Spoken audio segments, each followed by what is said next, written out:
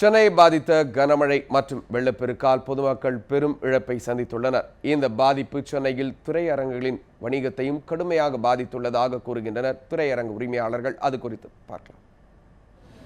சென்னையை புரட்டி போட்ட கனமழையால் பிரதான பகுதிகளில் மட்டுமல்லாமல் புறநகர் பகுதிகளில் அமைந்துள்ள திரையரங்குகளும் கடுமையாக பாதிக்கப்பட்டுள்ளன. மழை பொழிவு குறைந்த பின்பும் பெரும்பான்மையான திரையரங்குகளுக்கு வெறும் 5% பார்வையாளர்கள் மட்டுமே வருகை தருவதால் 95% வருவாய் இழப்பு ஏற்பட்டுள்ளதாக கூறுகிறார் தமிழ்நாடு திரைப்பட உரிமையாளர் சங்க தலைவர் பன்னீர்செல்வம். மொத்த வருமானத்தில் 10% கூட இன்று ஆடியன்ஸ் வரவில்லை. திரையரங்களுக்கு மிகவும் பெரிய பாதிப்பு. திரையரங்களை நடத்துவதற்குரிய செலவினங்களை கூட சமாளிக்க முடியாத நிலையில் இந்த திரையரங்குகள் ஓடிக்கொண்டிருக்கின்றன.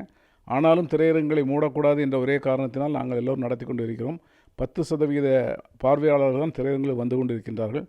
இதனோட விளைவு இன்னும் 2 மாதங்களுக்கு மக்களுக்கு ஏற்பட்ட பெரும் பாதிப்பு, பொருளாதார பாதிப்பு திரையரங்களுக்கு வருகின்ற பார்வையாளர்களை கண்டிப்பாக பாதிக்கும். வருகின்ற காலங்களில் இன்னும் 2 மாதங்களுக்கு மிக பிரமாதமான வசூலை நாங்கள் எதிர்பார்க்க முடியாது என்பதுதான் இன்றைய நிலைமை.